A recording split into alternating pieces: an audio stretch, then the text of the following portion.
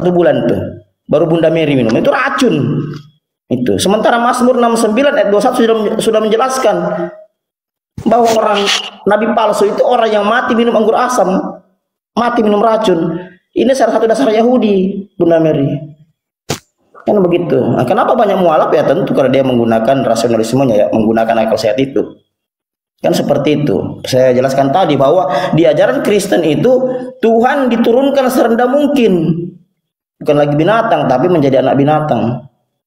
Kalau kita belajar. Pertanyaan-pertanyaan ini diantarkan kepada rohaniawan di kekristenan, Bang.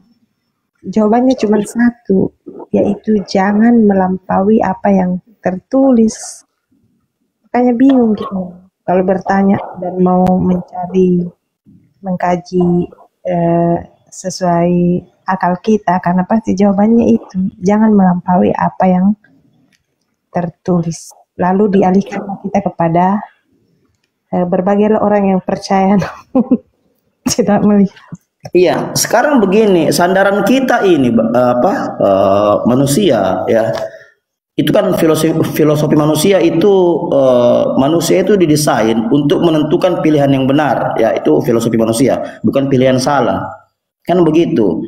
Nah, kalau Bunda mempelajari mulai dari sisi ini saja, ya, Bunda akan sadar ya bahwa kognisi Bunda itu sendiri, kegiatan berpikir Bunda itu sudah melahirkan sesuatu yang memang tidak sejalan justru dengan ucapan Isa sendiri. Kan begitu. Mana pernah Isa mengajar bahwa dia Tuhan? Mana pernah Isa mengajar bahwa dia itu adalah penebus dosa? Tidak pernah. Tuh. Bible yang dikanonikan tanpa dikonfirmasi kepada Paulus, Yesus saja itu tidak ada di situ. Apalagi Injil-Injil yang langsung bersinggungan ya, yang sudah dibumi hanguskan oleh Romawi. Mulai dari Injil Maria, Thomas, ya, Yakobus, Injil kebenaran, Injil Yesus Kristus dan yang lain, ya. Di Bible kanonik saja yang sudah diatur oleh Roma itu tidak menjelaskan itu. Apalagi yang belum diatur Roma itu. Jadi memang proses mental ya teman-teman Kristen ini sudah dipengaruhi doktrin dan dogma. Bukan lagi akal sehat itu. Doktrin dari bapak-bapak gereja yang diajarkan secara turun-temurun. Bukan melalui studi rasional itu. Kan begitu. Kalau kita melakukan studi rasional tentang ini, otomatis kita akan tahu apa sih ini. Ya. Kan begitu. Apa sih ini Bible? Ajaran apa ini Bible? Ya, apalagi di sini ada Uniriva ya. Ya bisa ditanya ya, mungkin dari sisi ontologi, epistemologi dan aksiologi ya. Dari sisi ontologi saja ya. Yang seperti di komal-komal ini. Ini Bible ya, umat Kristen itu sudah menjadi musuhnya ini Bible. Bukan lagi sebenarnya panduan, tapi musuhnya sendiri. Mengingat terlalu banyak kontradiksi dalam Bible. Belum kalau kita naik setingkat ya.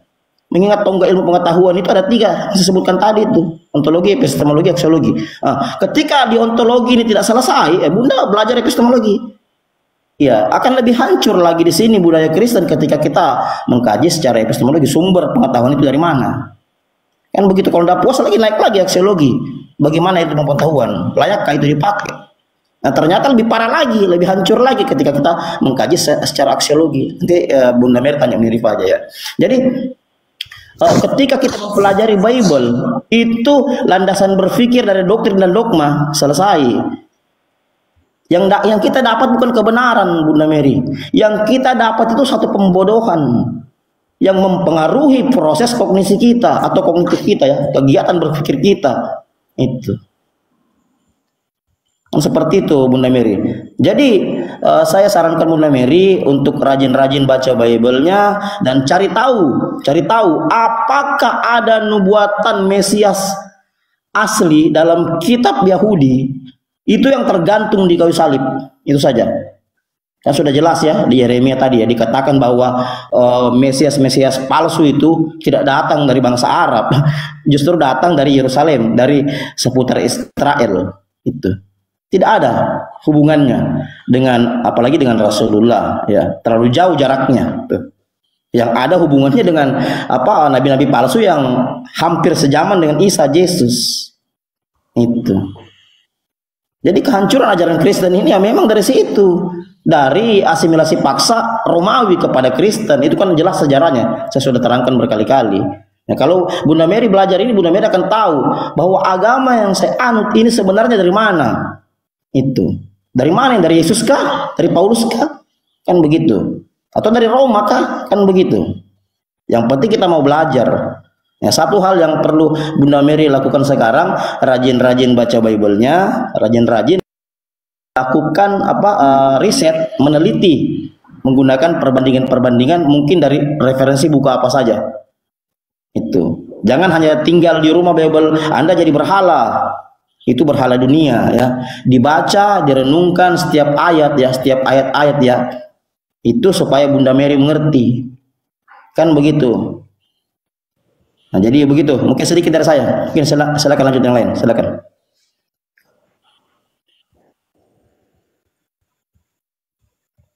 Ya, Bunda Mary silakan bertanya lagi. Mungkin ada yang masih ingin ditanyakan, silakan. Cukup Bang. Terima kasih. Atau mau bertanya tentang Islam? Cukup dulu Bang. Berikan kesempatan dengan yang lain. Baik. Ini Bang Has sama Bang Winsam, Muslim apa Kristen? Bang Has, Winsam, Muslim apa Kristen? Bang Has, dibuka mute-nya Bang.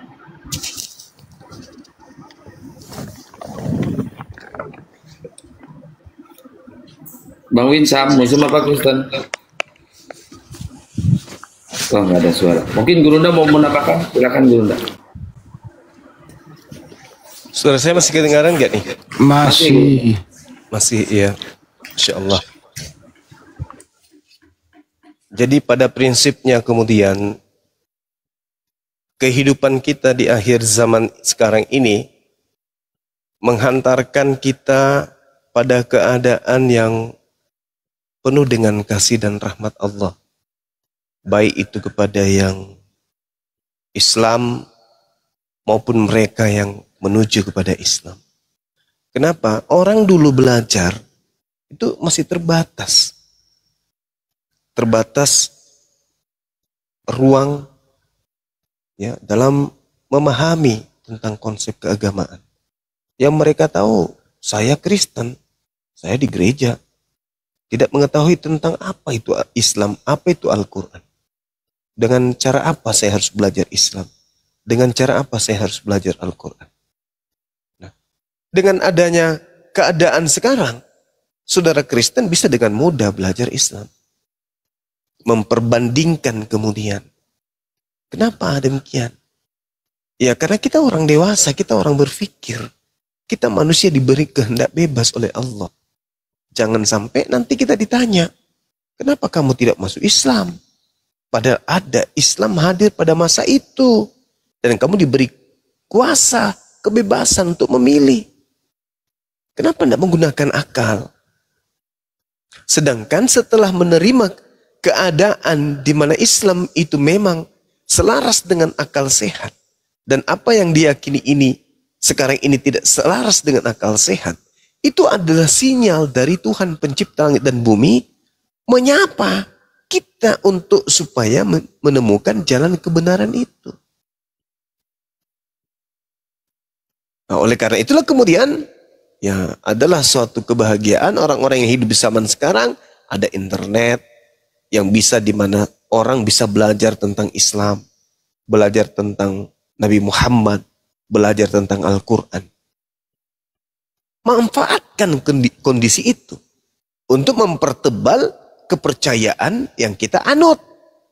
Atau ketika kita menganut sebuah agama dan justru kemudian kita tidak menemukan kebenaran itu di situ, tanggalkan. Untuk apa kita beragama kalau agama itu tidak sesuai dengan akal sehat? Untuk apa kita mengkitabkan sebuah kitab kalau isinya itu tidak selaras dengan akal? Untuk apa kita menyembah kepada satu sembahan di mana sembahan itu tidak memenuhi kriteria sebagai pencipta langit dan bumi? Nah, untuk itulah kemudian berbahagialah saudara-saudara yang hidup di zaman sekarang. Begitu juga sebaliknya.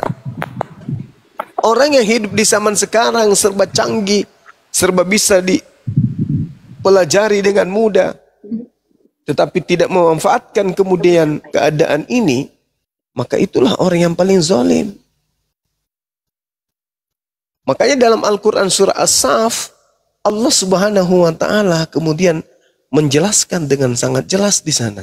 Jelas, terinci, terukur, dan memang keadaannya seperti itu hari ini. Allah menjelaskan bahwa siapakah orang yang zalim ini? Wa man azlamu mimman iftara 'ala Allahil kadhiba wa huwa yud'a ilal Islam. Wallahu la yahdil qaumal zalimin. Siapakah yang lebih zalim daripada orang-orang yang mengada-adakan kebohongan tentang Allah, padahal dia diajak kepada agama Islam. Dan Allah tidak memberi petunjuk kepada orang-orang yang zalim. Siapa orang zalim itu yang tidak diberi petunjuk? Orang yang sudah tahu tidak mungkin Tuhan itu digantung, tidak mungkin itu Tuhan mati, tidak mungkin Tuhan itu kemudian dilahirkan, tidak mungkin Tuhan itu kemudian dikandung, tidak mungkin. Tapi tetap saja mengimani, mempercayainya, maka itulah yang disebut zalim. Wa man azlamu mimman iftara 'ala Allahil kadhiba wa huwa yud'a ilal Islam. Subhanallah, Bampe, syukran. Itu orang zalim itu. Orang yang sudah paham, orang yang sudah mengerti, cerdas, pintar, bahkan dosen, bahkan pengajar. Tetapi apa yang terlontar dari mulutnya itu tidak selaras dengan otaknya, tidak selaras dengan hatinya. Tetapi tetap aja berada pada posisi itu, maka ketika Islam datang kepadanya dan kemudian dia menolak Islam, maka dia adalah pendusta yang paling besar, termasuk dalam golongan orang-orang yang zalim yang akan kekal di dalam api neraka. Saya seyakin-yakinnya saya tentang Islam, ketika datang Kristen mengajarkan tentang ketuhanan Yesus dan itu masuk akal, saya akan mempelajarinya. Sedangkan tidak masuk akal aja saya masih menggali dan mencari. Dan semakin saya menggali, semakin saya mencari, semakin saya menemukan ini tidak rasional. Ini irasional, ini bertentangan dengan akal. Sedangkan isi Bible itu sendiri mengajarkan kasihi Tuhan dengan akal. Bagaimana mau dikasihi Tuhan ini dengan akal kalau sudah tidak masuk akal? Kasihilah Yesus dengan akalmu. Kalau Yesus itu Tuhan, kasihilah Yesus dengan akal budimu.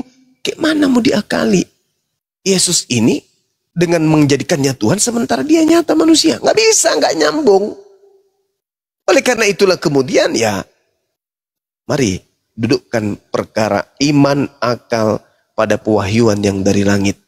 Jangan pewahyuannya, jangan tulisan-tulisan yang bukan berdasarkan atas pewahyuan. Saya kira begitu, karena saya sudah mulai nguap. Silakan teman-teman yang lain.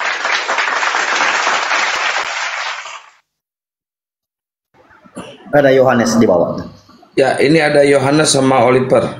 Selamat malam, bro. Buka mute-nya. Ada yang mau bertanya, silakan. Bertanya aja dulu kali. Malam, Bang. Ya. Ya, saya mau bertanya. Ya, silakan. Menurut Enggak, izin ya Islam kan dikecilin agama biar Kristen nggak itu kena ini.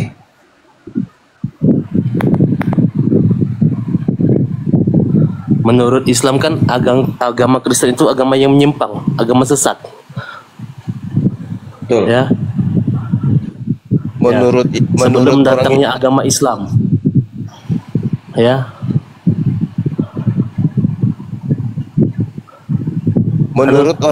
Menurut orang Yahudi jauh sebelum Islam, dia mengatakan Kristen itu adalah agama sesat.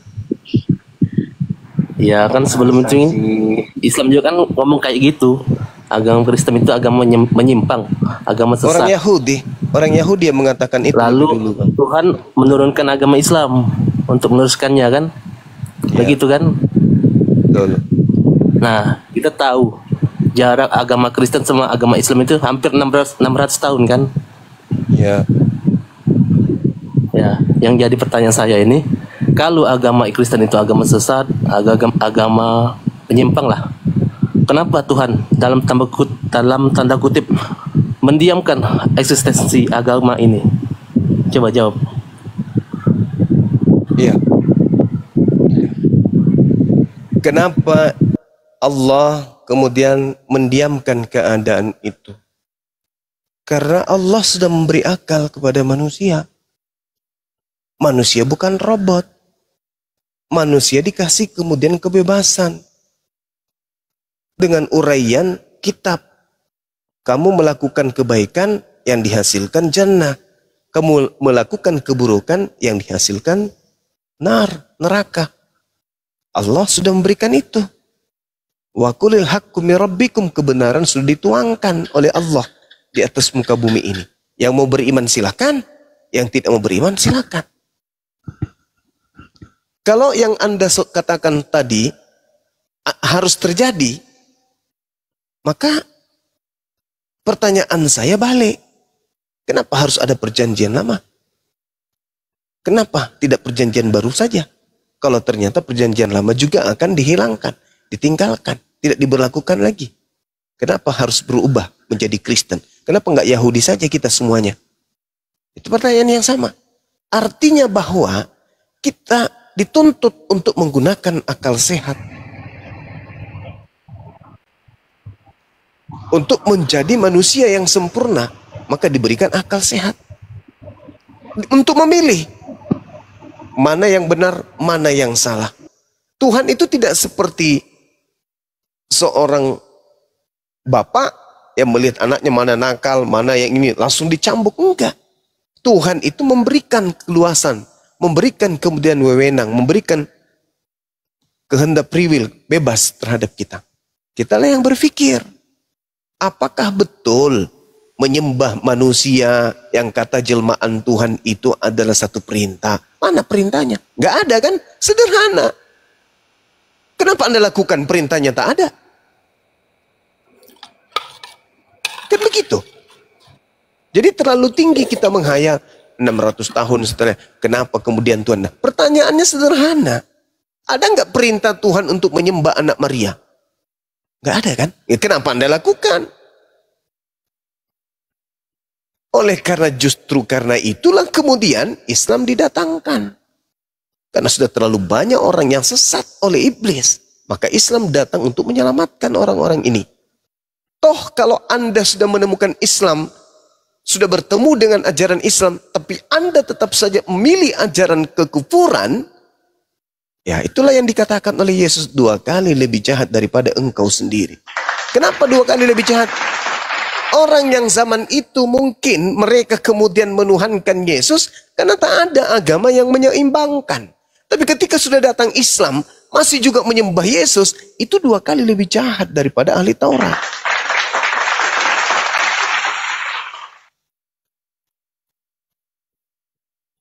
Gitu saudara. Ada lagi? Ya, Yohanesnya tadi kena report dia, nggak di kick, nggak diturunkan, dia kena report. Ini ada Escobar sama Oliver. Silakan Oliver, mau bertanya silakan. Dibuka mute-nya, bro.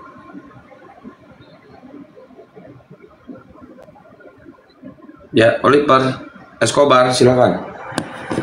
Atau mungkin Bunda Mary mau bertanya lagi, silakan. Izin dulu Bang Ho, saya nambahin sedikit, saya bagi-bagi ilmu pengetahuan dulu. Izin ya, boleh ya? Oke, jadi begini. Tadi ditanya kenapa Islam itu datang ya nanti di abad ke-7 ya. Saya pernah mengkaji ya, saya melakukan riset ya dari berbagai buku ya. Dekustennya seperti ini. Kenapa Rasulullah itu lahir di abad ke-6? Kan begitu. Kenapa dia tidak lahir di 789? Kan begitu. Jadi saya pernah melakukan riset masalah ini. Saya mulai dari kultur budaya ya. Nah, kultur budaya Roma itu pada saat itu selaku otoritas penjajah yang memegang penuh beberapa wilayah ya, di zamannya itu. Dia mulai dari abad ke-1, 2, 3, 4 itu Roma sangat sangat berpengaruh besar pada saat itu. Nah, jadi Roma itu punya kultur budaya selalu membangun atau menciptakan dewa-dewa baru dari orang-orang yang terkenal di zamannya. Muncul Yesus, muncul Paulus, lalu mereka mendewakan. Nah, saya pernah mengkaji ini. Rasulullah itu diturunkan untuk untuk meluruskan, membenarkan ya, bahkan menggenapi kitab-kitab sebelumnya. Seandainya saja Rasulullah turun di abad keempat, bukan di abad keenam, selesai. Rasulullah pun akan dianggap dewa, akan dijadikan dewa oleh Romawi. Tapi ini sebenarnya kajiannya agak agak dalam ya. Nggak bisa terlalu, kalau saya bahas juga terlalu panjang. Jadi yang jelas begini. Kenapa Rasulullah turun di abad ke-6, bukan di abad ke-4, abad ke-3? Karena kalau Rasulullah turun di abad ke-3, abad ke-4, maka orang Roma pun akan mendewakannya. Mengingat pada saat itu, sejazirah Arab masih masuk wilayah jajahan Romawi. Itu secara historikal. Ya. Nah, terkait Rasulullah yang sudah dinubuatkan, sebenarnya ini hitung-hitungannya sudah ada. Hitung-hitungannya sudah ada. Dalam Kejadian 17:20 itu sudah disampaikan bahwa turunan Ismail akan melahirkan 12 raja, kan begitu. Tapi cerita di ayat sebelumnya, selanjutnya ayat 25, ya, itu di situ ada Nebaioth dan saudara-saudaranya. Sebenarnya bukan ditujukan untuk ini, tapi ditunjukkan untuk seorang raja itu yang ada, ya, yang ada setelah Isa, kan begitu. Kalau kita perhitungkan ya, baik pernah mengkaji dalam ya, mulai dari abad ke-1 Yesus itu lahir tahun 4 sebelum Masehi ya, dan digantung sekitar 30 sebelum Masehi menurut Kristen ya. Itu kalau kita berhitung dengan maksimum kepemimpinan seorang raja seorang Yahudi itu maksimumnya 50 tahun, kan begitu. Berarti kalau kita bagi 600 dengan 50, ini akan menghasilkan 12, angka 12. Berarti dalam Kejadian 17 ayat 20 ini tidak sembah mengatakan bahwa saya akan memberkati keturunanmu akan melahirkan 12 saja. Kenapa bukan 13, 14, 15? Kenapa dia memilih angka 12? Berarti kenapa sudah bahwa Rasulullah memang menggenapi ini. Ini yang tidak dipelajari mungkin karena saya melakukan secara deep learning ya, terlalu dalam untuk mempelajari. Makanya pernah berpikir seandainya ini Rasulullah turun di abad ke-1, abad ke-2, selesai ini. Ya selesai. Mungkin akan ada nabi lagi di atasnya. Karena Roma punya otoritas penuh pada saat itu untuk orang terkenal pada saat itu. Makanya diturunkan abad ke-6. Karena abad ke-6 ya Jazirah Arab sudah tidak dikuasai lagi oleh Roma. Itu. Dulu Roma di abad ke-4 itu puncak kejayaannya, bahkan sampai di Afrika. Kalau kita lihat ada raja Rasulullah itu pasti dengan Roma. Nah, ini yang perlu kita pelajari sama. Jadi untuk Bunda Mary atau teman-teman yang lain yang mempertanyakan kenapa Rasulullah itu 600 tahun setelah Isa diturunkan, sebenarnya salah satu epistemologinya, salah satu untuk menggenapi apa yang dikatakan Tuhan kepada Israel Kejadian 17:20 itu. Dia katakan di situ 12 raja ya. Jadi sinyalnya itu gangguan itu, merah sinyalnya Bang Goto. Oke dah. Sinyal Bang Goto merah itu. Putus-putus sinyalnya Bang Goto. Ke YouTube putus-putus. Oke, lanjut kalau gitu ya, Bang. Perbaiki dulu Bang Goto. Siap. Ini Bunda Mary silakan dilanjut, atau Bang Escobar Muslim apa Kristen? Escobar dibuka mute-nya.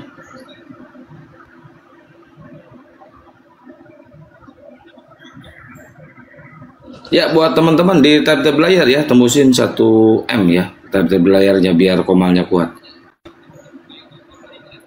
Buat teman-teman Kristen silakan, kalau ada yang mau diskusi naik. Bang Escobar dibuka mute-nya Bang. Zuma kok mengedar. Rupanya Zuma. Kok kayak gini dinaikin teman-teman. Nah, Riva jangan aborsi anak kita, Riva sayang. Riva. Kok yang kayak gini dinaikin sih? Itu habis mabuk, habis beli balok kan. Yang pakai akal aja kasih naik bos, karena kalau yang begitu-begitu percuma aja bikin naik kayak balok. Makassar.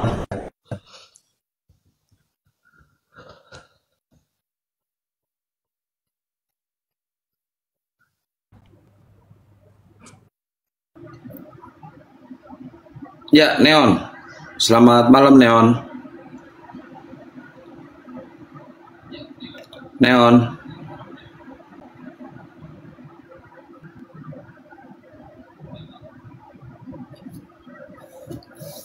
Aduh, terjeda lagi.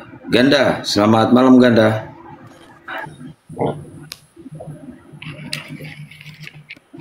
Ganda.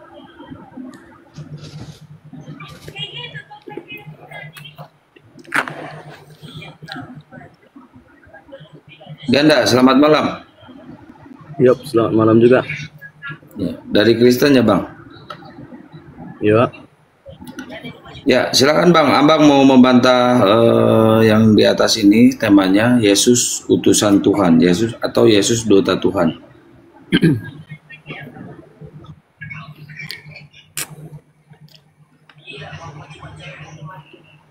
Silakan Bang. Atau Abang mau ditanya? Jangan simpel aja, Bang.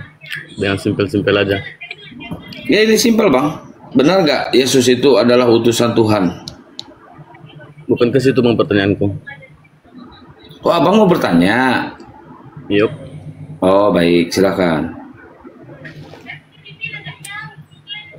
Nyambung. Kalau Tunggu. Belajar dulu sebentar. nyambung, tapi banci dia.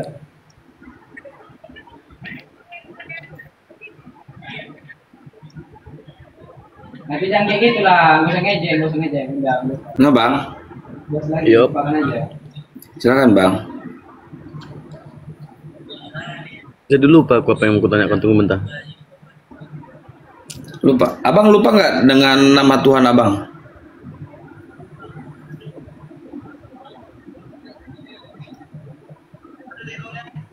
Bang.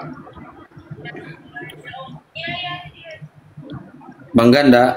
Ini ganda ini. campuran atau ganda? Ini yang mau kupertanyakan. Ini. Oh, ya. 1, 2, 3. Bang Hos.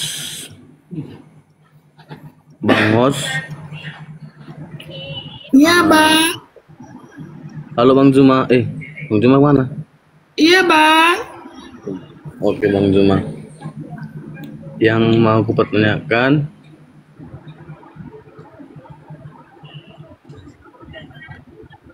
agama Kristen ajarannya menyamping ya kan Bang? Iya bang. Pertanyaannya apa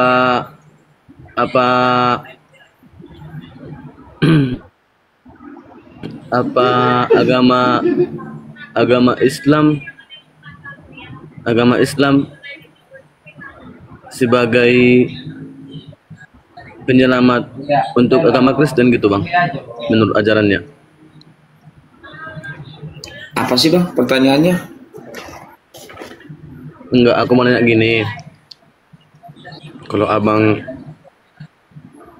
kan membela agama sendiri kan, jadi ajarannya kami orang abang bilang ajaran agamanya menyamping.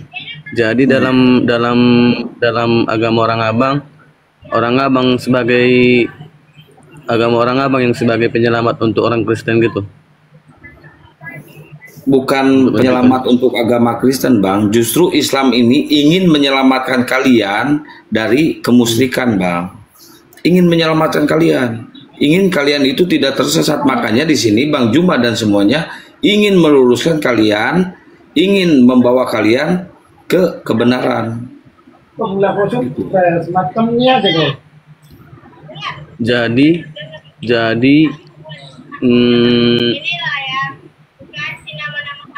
Jadi kalau orang agama Kristen percaya sama keyakinannya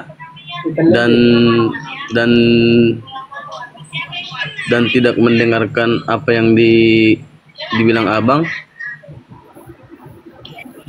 gimana apanya orang abang, apa namanya, pendapat orang abang soal itu? Ya, abang akan kekal di neraka, Bang. Kalau abang masih menuhankan anak manusia. Jadi misalnya kalau agama Kristen ke neraka seluruhnya agama Kristen, apa orang agama Islam ikut juga kena batunya gitu? Enggak. Orang Islam akan ke surga, Bang. Kalau yang apa? Yang Jadi kalau orang Islam masuk surga, kalau orang Islam masuk surga, kalau apa masalahnya sama orang abang? Enggak ada masalah, Bang. Kalau masuk surga ya masuk surga. Masalahnya kalian akan kekal di neraka, itu masalahnya, Bang. Nah, sekarang kita ingin menyadarkan kalian biar kalian tidak menyembah lagi anak manusia, biar kalian ini tidak menyimpang lagi, Bang. Gitu, Bang. Gerunda udah mau mungkin lanjut, Gerunda. Iya. Sebenarnya begini, nggak perlu Islam yang Anda tanyakan terkait ini. Tanyakan aja diri Anda berdasarkan isi Bible. Di Kisah Para Rasul Anda boleh belajar di sana. Kisah Para Rasul 3, nomor 22, nomor 23. Bukankah telah dikatakan Musa, Tuhan akan membangkitkan bagimu seorang nabi dari antara saudara-saudaramu, sama seperti aku. Dengarkanlah dia dalam segala sesuatu yang dikatakannya kepadamu. Kamu diperintahkan mendengarkan segala sesuatu yang diucapkan oleh nabi yang sama seperti Musa tersebut.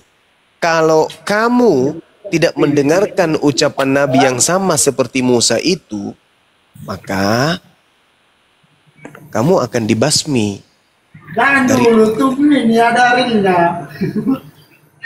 Kamu akan dibasmi dari umatmu sendiri.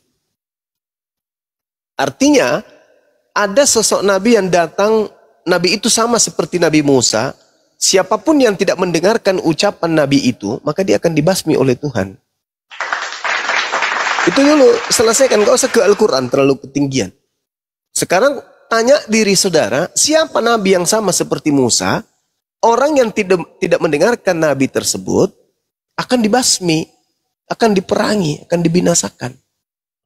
Nabi mana yang dimaksud itu? Menurut saudara. Jadi dari dasar Bible aja dulu. Belajar pelan-pelan untuk mengetahui Bible. Apa sih maksudnya ini? Bukankah dalam kitab Tauratmu telah dikatakan bahwa Tuhan akan membangkitkan bagimu seorang nabi, bukan seorang Tuhan. Di antara saudara-saudaramu, sama seperti aku, dengarkanlah dia dalam segala sesuatu yang dikatakannya kepadamu. Dan akan terjadi bahwa semua orang yang tidak mendengarkan nabi itu akan dibinasakan dari umat kita. Nah, ini dulu. Kamu selesaikan ini dulu. Siapa nabi yang sama seperti Nabi Musa itu? Misalnya Yesus. Siapa yang tidak mendengarkan ucapan Yesus akan dibinasakan. Nah, Anda mendengarkan ucapan Yesus kagak? Mana ucapan Yesus yang Anda dengar sampai Anda menyembahnya? Sampai Anda ke gereja?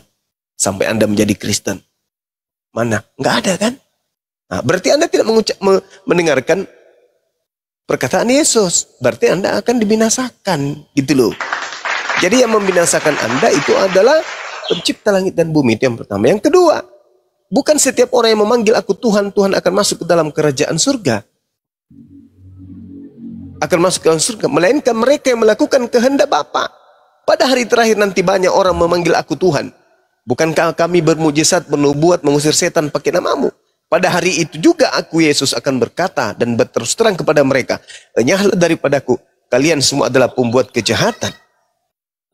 Syukran Bang P. Nah itu Anda harus selesaikan itu dulu. Ternyata menurut Bible, Kristen itu akan masuk ke dalam neraka. Lalu apa hubungannya?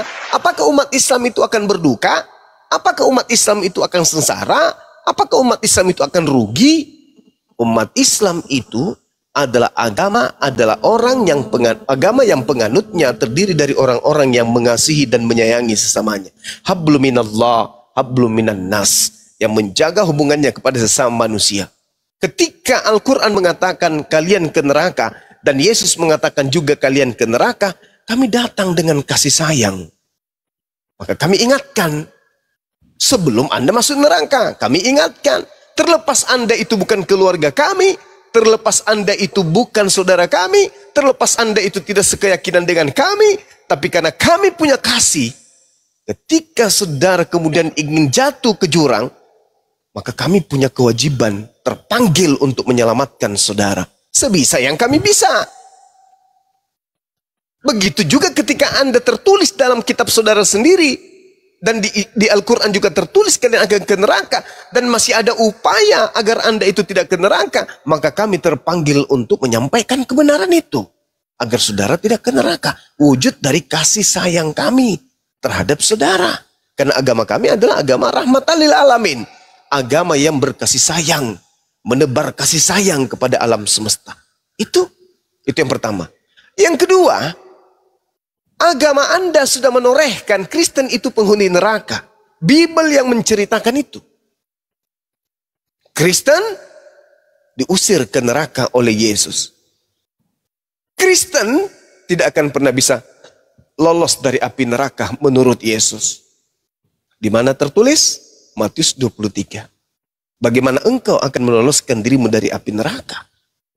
Sedangkan kau membunuh nabi-nabi, kau menyalibkan para utusan. Itu gak mungkin bisa. Dalam Bible dituliskan seperti itu. Nah, Islam diajarkan orang-orang kafir, innal ladzina kafaru min ahlil kitabi wal musyrikina fi nari jahannam. Islam juga mengajarkan wa ikhwanuhum yamudunahum fil ghayyi tsumma la yuqsirun. Orang kafir adalah bersaudara, penolong setan untuk menyesatkan manusia. Orang-orang kafir ini adalah penolong-penolong setan agar misi setan itu berhasil, yaitu menyesatkan manusia. Kristenlah alat iblis untuk menyesatkan manusia. Wa kana kafiru ala rabbihi zahira. Dan adalah orang-orang kafir ini adalah saudara-saudaranya setan. Itu jelas. Nah, oleh karena itulah kami kemudian tidak mau ajaran Kristen ini diajarkan kepada generasi Islam. Makanya kami hadir untuk menghalau itu. Di samping kami kasih kepada kalian, di sisi lain kami juga tidak mau keturunan kami menjadi Kristen. Sedangkan agama Kristen ini diperintahkan untuk diajarkan kepada seluruh makhluk. Kami nggak mau. Bahaya. Bahaya Kristen. Kalau kita masuk Kristen bahaya. Kenapa? Dijanjikan neraka. Kami nggak mau keturunan kami masuk neraka. Maka kami menjaga itu. Makanya kami hadir. Bukan kami usil. Tidak.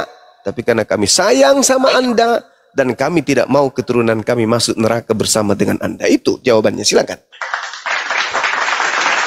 Assalamualaikum warahmatullahi wabarakatuh semuanya. Abangku Waalaikumsalam warahmatullahi wabarakatuh. Pikian Bunda Rama Unirifa.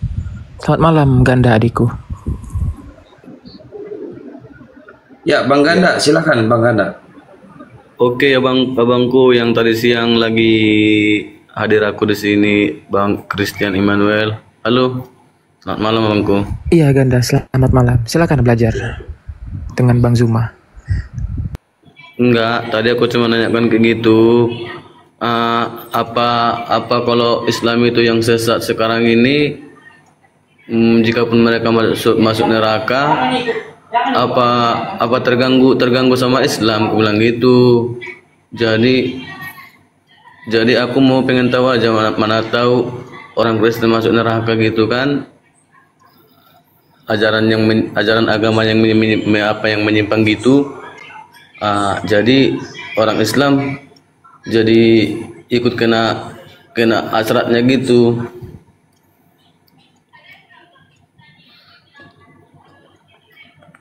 Lagian kan kalau memang betul benernya agama orang abang kan, orang-orang Kristen yang nggak mau terima kan nggak ada masalah sama orang abang. Udah bersyukur harusnya orang abang benar di situ, melawan orang itu biarlah tersiksa di neraka, itu aja.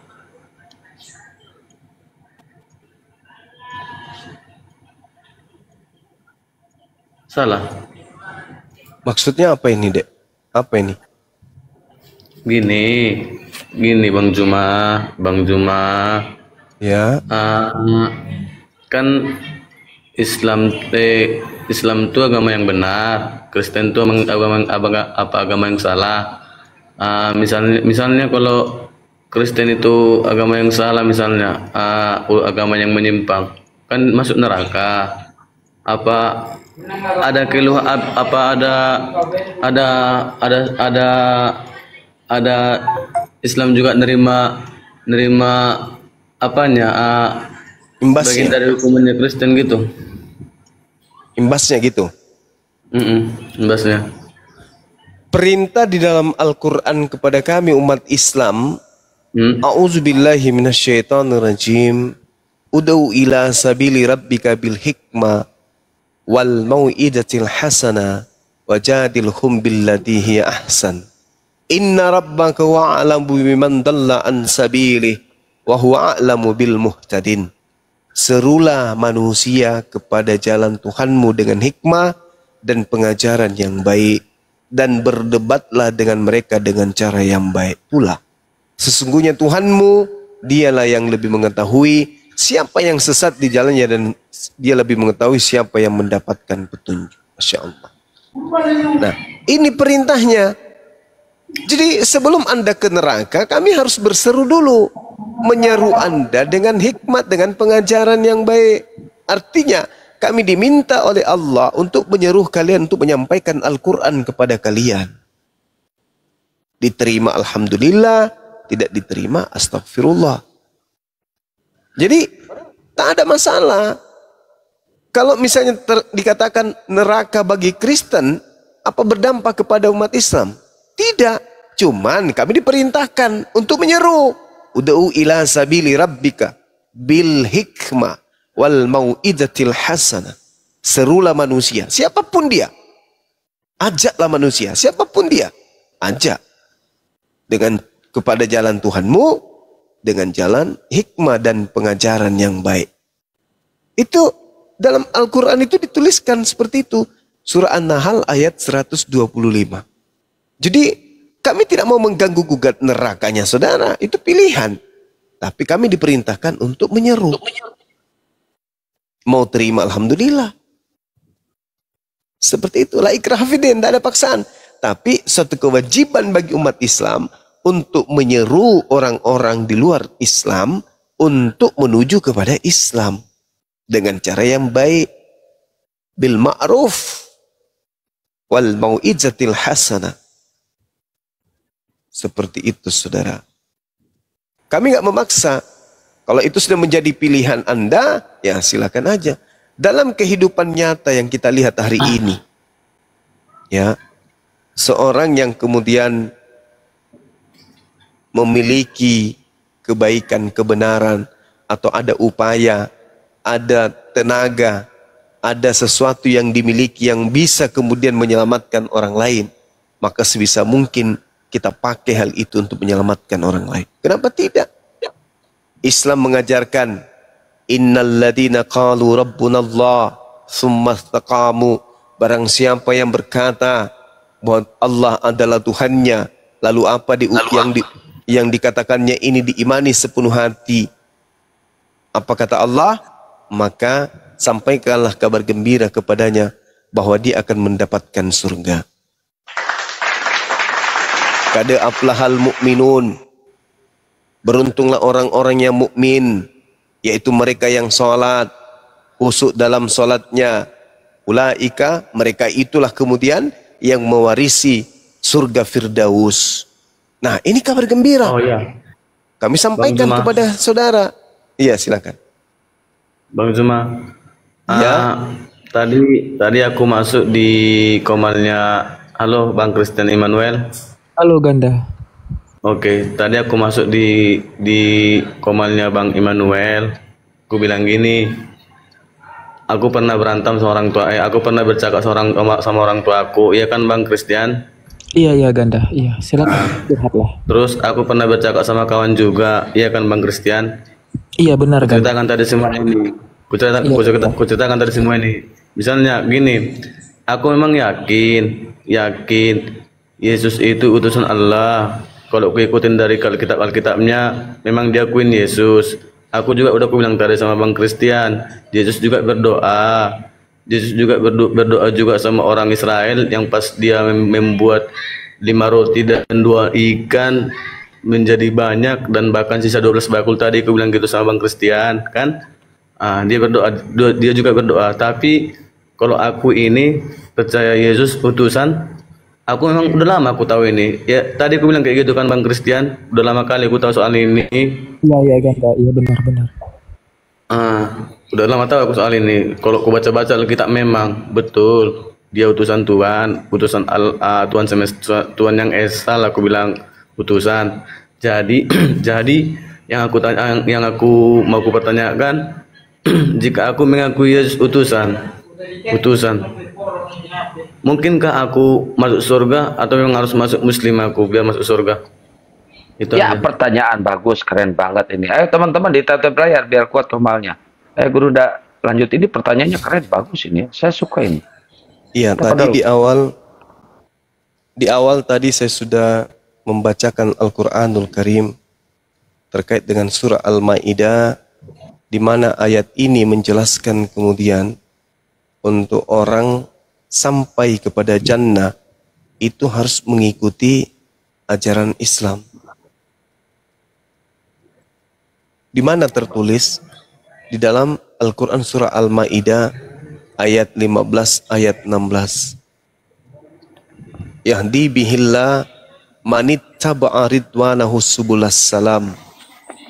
Dengan Al-Quran itu Allah memberi petunjuk kepada orang yang mengikuti keridaannya kepada jalan keselamatan.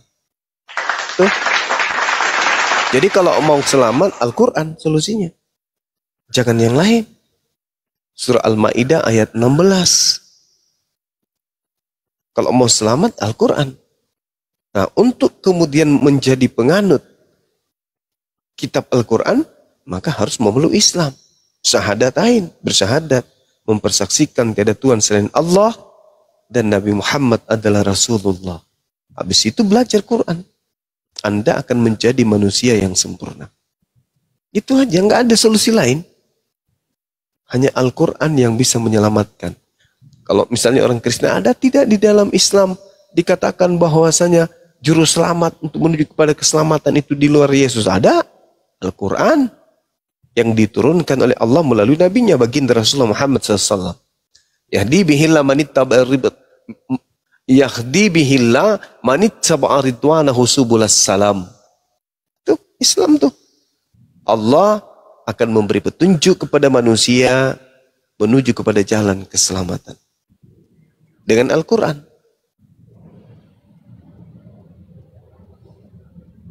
Seperti itu. Silakan, ada lagi yang lain? Saya Bang Suma. Ya, silakan Bunda Mary. Ya. Dalam keyakinan orang-orang Yahudi, sampai saat ini mereka menantikan Mesias, penyelamat. Sehingga ketika Isa Al-Masih datang, dalam keyakinan orang-orang Kristen, orang Yahudi itu menolak. Karena mereka melihat tidak mungkin Mesias itu datang dari seorang keluarga sederhana, tukang kayu, anak Yusuf, Maria, orang biasa. Karena dalam keyakinan mereka, Mesias itu akan datang dari keturunan raja. Seperti itu, hingga sampai saat ini mereka mengamini bahwa Mesias itu belum hadir. Nah, dalam konteks orang-orang Kristen, jelas ya Bang Suma bahwa Mesias itu sudah datang di dalam pribadi Isa Al-Masih atau Yesus Kristus. Nah, sekarang pertanyaan saya, adakah juga hal yang mengatakan dalam konsep Islam bahwa keselamatan itu datang dari salah seorang nabi, misalnya Rasulullah begitu, Muhammad. Karena kalau kita melihat kedudukan Nabi dan Al-Quran itu kan berbeda. Sedangkan Bang Suma tadi katakan kalau mau selamat ya harus mengimani Al-Quran. Seperti itu Bang Suma. Iya. Jadi gini, Nabi Isa alaihissalam datang kepada Bani Israel. Ditolak. Mereka nggak terima Nabi Isa. Dikarenakan seperti yang saudari sampaikan. Mereka menunggu orang yang sama seperti Daud, sama seperti Nabi Musa, sama seperti Salomo, sama seperti Hizkia, Gideon, dan seterusnya. Yang mampu kemudian menyelamatkan mereka. Yang datang ini kok justru anak yatim. Bahkan mereka menuduh anak zina, tanpa ayah, hamil ibunya di luar nikah. Bagaimana mungkin ini bisa menjadi Mesias? Ini Mesias yang ditunggu? Nggak mungkin. Tapi kemudian, apa yang dialami oleh Nabi Musa lebih dulu, itu lebih dahsyat lagi. Nabi Musa datang berkata kepada mereka, "Ya qaumi, lima tu'zunani wa qad ta'lamuna anni Rasulullahi ilaikum." Wahai kaumku, mengapa kamu menyakiti aku? Padahal kamu sungguh mengetahui bahwa sesungguhnya aku utusan Allah kepadamu. Jangankan Nabi Isa, Nabi Musa yang mereka sudah jelas tahu, Nabi Musa ini adalah yang mereka tunggu, menyelamatkan mereka dari perbudakan Mesir, disakitin oleh mereka. Ya qaumi lima tu'zunani, mengapa engkau selalu menyakiti aku? Padahal engkau tahu aku ini adalah utusan pencipta langit dan bumi. Mereka bertanya, mereka malah meminta, Musa, sampaikan kepada Tuhanmu, kami ingin makan makanan yang jatuh dari langit. Dikasih. Tahu mereka kalau Nabi Musa itu adalah utusan Allah. Tapi disakiti. Apatah lagi Nabi Isa yang mereka jelas-jelas nyata-nyata tidak menerimanya sebagai utusan Tuhan. Sudah pasti ditolak. Nah, kemudian saudari bertanya, apakah ada di Islam? Di Islam itu sangat jelas diterangkan kemudian dalam Al-Quran surah An-Nisa ayat 159. Wa imin ahlul kitab la illa la yu'minan nabihi qablal mauti wa yaumal qiyamati yakunu alaihim syahida. Tidak ada seorang pun di antara ahli kitab, orang Yahudi, yang tidak beriman kepada Nabi Isa menjelang kematiannya. Jadi nanti ketika Nabi Isa datang untuk yang kedua kalinya, mereka akan beriman kepada Nabi Isa alaihissalam. Bahwa ternyata yang kita tolak selama ini, yang ditolak oleh nenek moyang kita selama ini, dan yang dikatakan oleh Islam sebagai Nabi untuk kita, Al-Masih untuk kita, ternyata betul. Buktinya dia datang kedua kalinya. Yang datang bukan Nabi ini, yang datang bukan Nabi itu, tapi Nabi yang kita tolak. Nabi yang ditolak oleh nenek moyang kita, ternyata dia yang datang. Semuanya akan beriman kepada Nabi Isa alaihissalam. Coba Anda lihat dalam Yohanes 12 nomor Yohanes 8 nomor 42. Yohanes 12 nomor 48. Apa yang tertulis di sana? Barang siapa yang menolak aku dan tidak menerima perkataanku, dia sudah ada hakimnya, yaitu perkataan yang aku ucapkan. Perkataan itulah yang kelak akan menjadi hakimnya di akhir zaman. Apa maksudnya ini? Maksudnya ucapan-ucapan Yesus ketika dia melakukan penginjilan selama 3 tahun, ucapan itulah kelak yang menjadi ukuran selamat tidaknya Bani Israel di akhir zaman. Mereka yang menolak Nabi Isa Yesus, neraka. Yang menerimanya kemudian jannah. Itu tolak ukurnya. Maka Al-Quran mengatakan, wa im min ahlil kitab illa la yu'minanna bihi qablal mauti. Tak ada satupun dari ahli kitab yang bertemu Nabi Isa kelak di akhir zaman yang tidak beriman kepada Nabi Isa. Semuanya akan percaya kepada Nabi Isa alaihissalam. Dengan kata lain, ahli kitab orang Yahudi Nasara yang menolak Islam hari ini akan menerima Islam di akhir zaman kelak. Ya, itu urusan Allah. Apakah Islamnya mereka diterima atau ditolak? Karena mungkin sudah huru hara kiamat, baru mereka ingin bertobat, sudah telat. Tapi kalau hari ini mereka menerima Nabi Isa alaihissalam dengan arti kata dia menerima ajaran Islam, ya maka jannah, fil jannah, beruntung pastinya. Dosa-dosanya dihapuskan dan amal perbuatan baiknya sejak dari dulu itu tetap diperhitungkan oleh Allah. Seperti itu.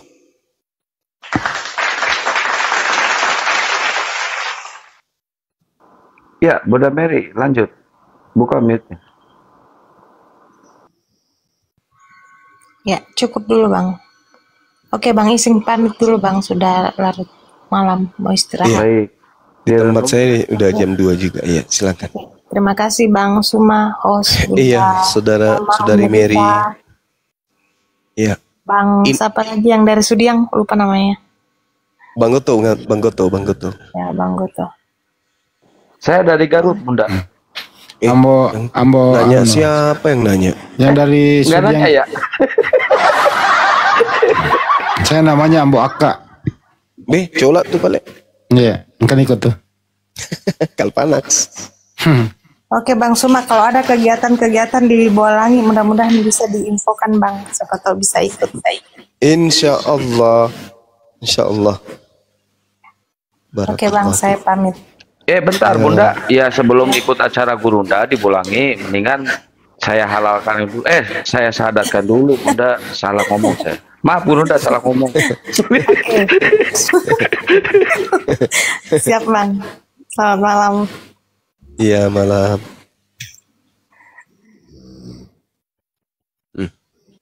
Ya, Ganda, silakan lanjut Ganda. Dibuka mute-nya Ganda. Ini ganda campuran apa ganda? Ganda campuran ya? Ganda tunggal. Ganda tunggal. Oh ya.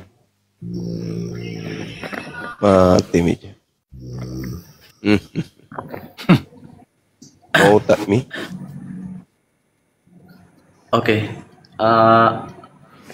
aku cuman nanya itu aja sih, nanyakan kalau memang aku kan udah ngomong tadi sama Bang Christian Emmanuel tadi siang, udah aku bilang gitu, cuman nggak aku pertanyakan kalau aku TV-nya kecilin Ganda, TV-nya kecilin.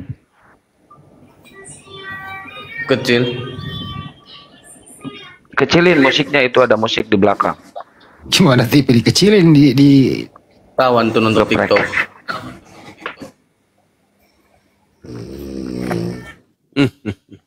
Nonton TikTok ngorok.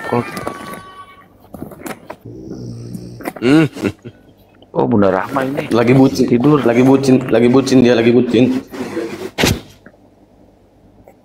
Lagi bucin tadi kawan tuh. Bucin apaan?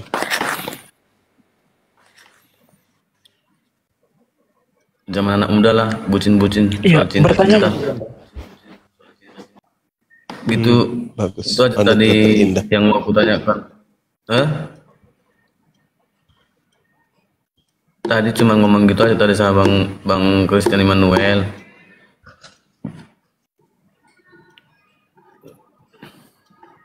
Ada juga tadi yang agama Buddha tadi itu Bang Christian Emmanuel yang kasih pertanyaan sama aku soal Yesus Tuhan atau utusan yang gitu tadi.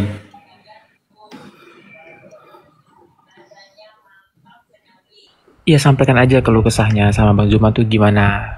Iya. Apa nih yang menjadi kegusaran kamu? Meskipun kamu takut akan lingkungan, bahkan keluarga kamu mengatakan jangan tanyakan itu ke sesama Kristen karena kamu akan dihakimi, gitu. Kalau itu aja lah memang. Kalau memang aku bilang sama si kaumku Kristen, aku bilang Yesus adalah utusan. Kalau Tuhan yang Esa, Yesus cuma diutus, aku bilang gitu, memang bermasalah besar. Cuman kalau ku ikut-ikutin sebelum ditunjukkan si Buddha tadi soal kejelekan Yesus yang punya anak 3 sama yang poligami, aku nggak tahu soal itu. Cuman soal dalam Alkitab yang apa yang diajarkan Yesus itu yang saya ikutin. Gimana caranya semuanya, gimana cara dia berdoa, gimana cara dia menyampaikan firman Allah, gimana cara dia untuk mengajarkan umat-umat Kristen berbuat baik, dan seluruhnya itu saya ikutin. Cuman yang saya permasalahkan, seperti saya bilang tadi sama Bang Christian Immanuel, jujur memang saya agama Kristen ini tidak mengakui Yesus sebagai Tuhan, cuman sebagai pengutus saja. Cuman saya sebagai Bukan Kristen pengutus, utusan, Bang. Iya itu. Jadi memang betul saya sampai kapanpun dibilang kalau yang namanya untuk syahadat itu memang saya nggak bisa. Kenapa? Karena saya yang sudah tahu tentang Kristus ataupun Kristen, aku sendiri lah, aku bilang tentang aku sendiri, gimana caraku menyampaikan salamku sama Tuhan yang Esa, itu aja. Kalau yang namanya masuk Islam wajib masuk surga, nggak apa-apa lah. Aku bilang kalau memang aku yang salah dengan caraku sendiri itu, tapi nantilah di akhir zamannya udah apa, kalau di dalam Al-Quran tuh aku ada yang angkat orang Minang di Pekanbaru, ini mengecek dia berkata kalau dalam Qurannya akan akhir zaman tuh Imam Mahdi, kalau di kami hari kiamat. Jadi kalau Yesus mudah datang untuk menghakimi umat-umat Kristen yang salah-salah kayak gitu, berarti kami menanggung dosanya akibatnya. Bersyukurlah orang abang tidak apa-apa dalam penghakiman itu aja. Iya, Bang, kita akan selamat nanti, Bang. Justru abang sendiri yang akan kekal di neraka, Bang. Yesus turun ke dunia ini akan membunuh babi-babi dan mematahkan salib-salib, Bang.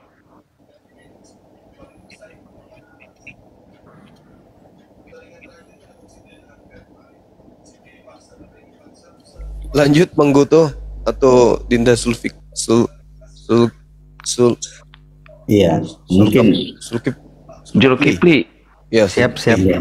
Silakan. Assalamualaikum Gurundam. Waalaikumsalam warahmatullahi wabarakatuh. Ya, Bang Zulkifli saya gedein biar kena tombak. Iya, saya mohon izin Gurunda. Saya mau berdiskusi dengan si Ganda. Bukan permasalahannya di situ, Ganda. Soal keselamatan itu di dalam Kristen itu ndak ada. Itu poin yang pertama. Dan poin yang kedua sudah jelas di dalam Matius 7 ayat 21 sampai 23. Orang yang berseru kepada Yesus Tuhan itu dia akan usir. Bukankah kami bernubuat demi namamu, mengusir setan demi namamu,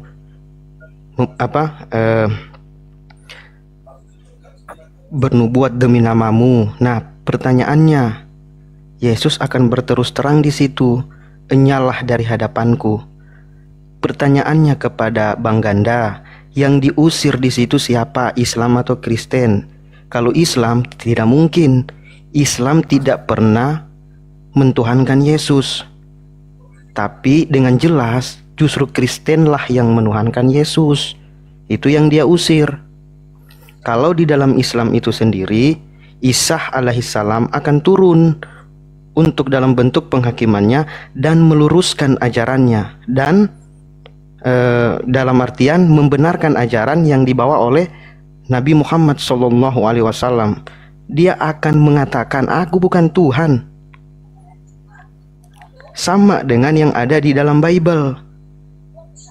Pada hari terakhir aku akan berterus terang kepada mereka. Kepada siapa? Kepada Kristen. "Enyalah daripada aku Ganda, kamu semua pembuat kejahatan." Jadi di mana konsep keselamatannya? Apakah teman-teman Kristen menganggap konsep keselamatan itu dengan percaya kepada Yesus adalah jalan kebenaran akan masuk ke dalam kerajaan surga? Salah besar, wahai ganda.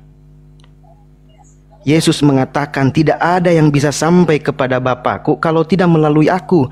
Dia hanya sebatas jalan, bukan tujuan.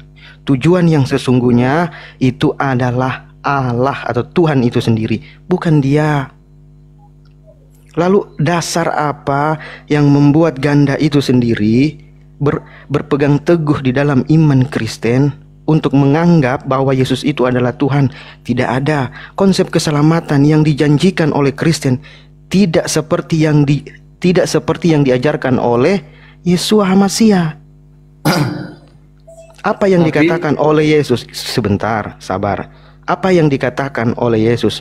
Hidup yang kekal itu dengan mengenal Tuhan satu-satunya, Allah yang benar, itu Tuhan satu-satunya. Yesus adalah sebagai utusan. Itu hidup yang kekal. Bukan menganggap dia Tuhan, ganda. Keselamatan apa yang kau maksud? Keselamatan apa yang dipegang teman-teman Kristen? Hanya dengan berpegang pada bahwa kita percaya kepada Yesus adalah jalan kebenaran, kita akan masuk surga. Tidak mungkin. Banyak kontradiksi. Saya pernah Kristen, ganda. Saya pahami apa yang Anda rasakan sekarang. Semuanya adalah bentuk peneguhan doktrin yang ditetapkan di dalam otak-otak teman-teman Kristen. Kalau kita berbicara iman yang seperti apa? Iman yang seperti apa yang teman-teman Kristen katakan? Iman itu percaya kepada satu Tuhan. Bukan dua, apalagi tiga. Itu yang saya maksud, ganda. Silakan. Bang Zulkifli yang terhormat.